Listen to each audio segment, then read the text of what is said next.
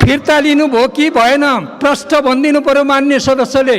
सभामुख महोदय, मैले स्पष्टसँगै भनेको रोस्तमबाटै यसलाई वाचन गरेर प्रस्तुत गर्ने व्यवस्था हुनको लागि म फेरि आग्रह गर्न चाहन्छु। धन्यवाद। मैले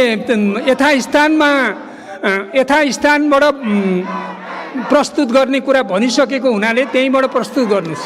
सभामुख महोदय, प्रमुख प्रतिपक्षले मैले बोल्नेको अब आवाजै प्रश्न नहुने गरी नारा लगाइराखेको अवस्थामा मैले कसरी प्रस्तुत गर्ने? त्यसैले रोस्तमबाटै यो वाचन गर्ने व्यवस्था, प्रस्ताव प्रस्तुत गर्ने व्यवस्था गर्नको लागि म फेरि सभामुख महोदयसँग ध्यान आकर्षण फेरि तपाईँलाई आग्रह गर्छु। मैले रुलिङ गरिसकेको छु, तपाईँ त्यहीँबाट आफ्नो भनाइ राख्नुहोस्। विषयमा आउनु, समय सकियो। समय बाँकी छ सभामुख महोदय। बाँकी छैन। सभामुख महोदयले मलाई समय तोक्नु भएको छैन। सभामुख महोदय,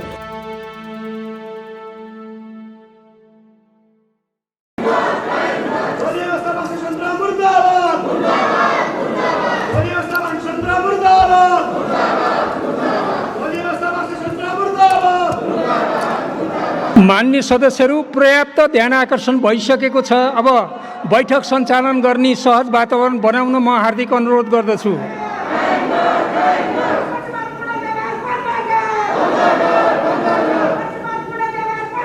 राष्ट्रका सामु धेरै महत्त्वपूर्ण समस्याहरू, धेरै गम्भीर समस्याहरू र धेरै छलफल गर्नुपर्ने विषयहरू भएको हुनाले यो अवरुद्ध गरेर मलाई लाग्छ कसैलाई फाइदा छैन। यो सदनलाई सुचारू रूपमा सञ्चालन गर्नका लागि जिम्मेवार प्रतिपक्षको भूमिका धेरै महत्त्वपूर्ण हुन्छ। त्यसकारण तपाईहरुलाई लामो अनुभव छ संसदीय अभ्यासको, त्यो अभ्यासको स्मरण गर्दै यो बैठक सञ्चालन गर्न तपाईहरुलाई म हार्दिक अनुरोध गर्दछु।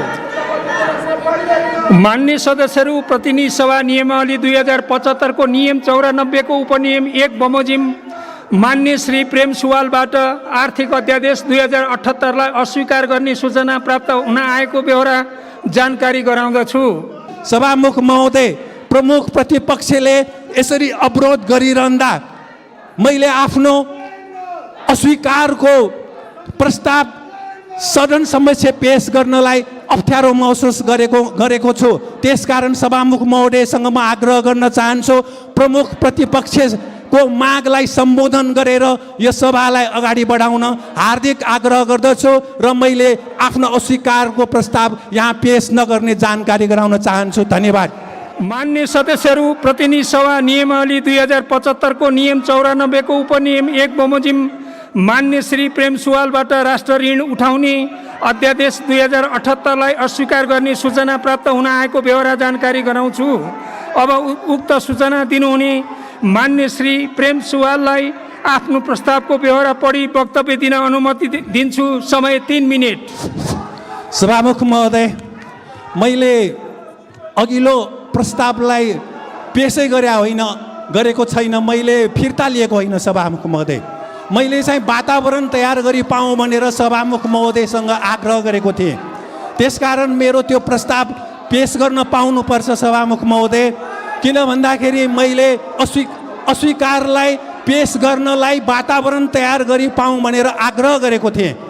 मैले त्यो अस्वीकार पेश गर्नै नपाइकन त्यो प्रस्तावलाई अगाडि बढाउनु मेरो विचारमा यो संसदीय मर्यादा र संसदीय नियमावलीभित्र पर्दैन। सभामुख महोदय, मैले त्यो अस्वीकार प्रस्तावलाई पेश नगर्ने भनेको होइन, वातावरण तयार गरी पाऊँ भनेर आग्रह गरेको थिएँ। यो प्रतिनिधि सभामा मेरो अध्यादेशमा अस्वीकार गर्ने सूचनालाई वातावरण तयार गरेर रोस्तमबाटै वाचन गर्ने व्यवस्थाको लागि म फेरि आग्रह गर्न चाहन्छु। धन्यवाद। मान्य सदस्य, प्रतिनिधि सभा नियमावली 2075 को नियम 95 को उपनियम 4 बमोजिम उक्त अस्वीकार गरियोस् भन्ने प्रस्ताव फिर्ता भएको मानिने व्यवस्था जानकारी गराउँछु।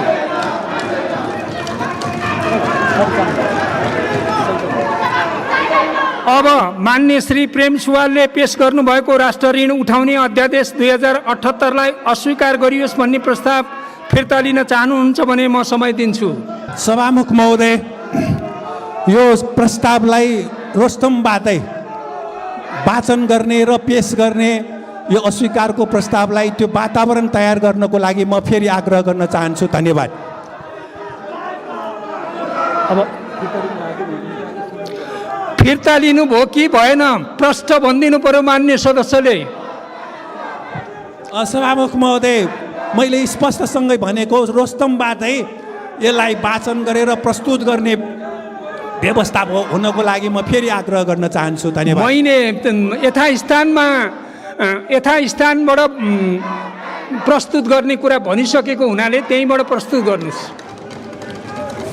माइक सभामुख महोदय, प्रमुख प्रतिपक्षले मैले बोल्नेको अब आवाजै प्रश्न नहुने गरी नारा लगाइराखेको अवस्थामा मैले कसरी प्रस्तुत गर्ने? त्यसैले रोस्तमबाटै यो वाचन गर्ने व्यवस्था, प्रस्ताव प्रस्तुत गर्ने व्यवस्था गर्नको लागि म फेरि सभामुख महोदयसँग ध्यान आकर्षण फेरि गराउन तपाईँलाई चाहन्छु। आग्रह गर्छु, मैले रुलिङ गरिसकेको छु, तपाईँ त्यहीँबाट आफ्नो भनाइ राख्नुहोस्।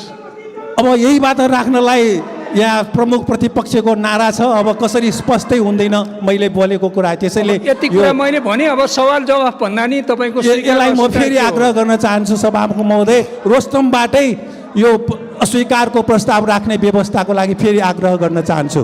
तपाईँले त्यहीँबाट राख्नु होला। होइन, रोस्तमबाटै राख्ने व्यवस्थाको लागि आग्रह गर्न चाहन्छु। विषयमा आउनु, समय सकियो। समय बाँकी छ सभामुख महोदय। बाँकी छैन। सभामुख महोदयले मलाई समय तोक्नु भएको छैन सभामुख महोदय। त्यसकारण हजुर अगाडि सभामुख महोदयले समय तोक्नु भएको छैन। त्यसकारण सभामुख महोदय, यसरी गृह प्रशासनले शान्तिपूर्ण जुलुसमाथि लाठी प्रहार गरेर घाइते भएका मान्छेको उपचारको बारे केही सोचेको छैन। आज दर्जनौं युवा र विद्यार्थीहरू घाइते भएका छन् र हामीले शान्तिपूर्ण जुलुस गर्न नपाउने भए के राणा शासन हो, के फेरि पञ्चायत हो?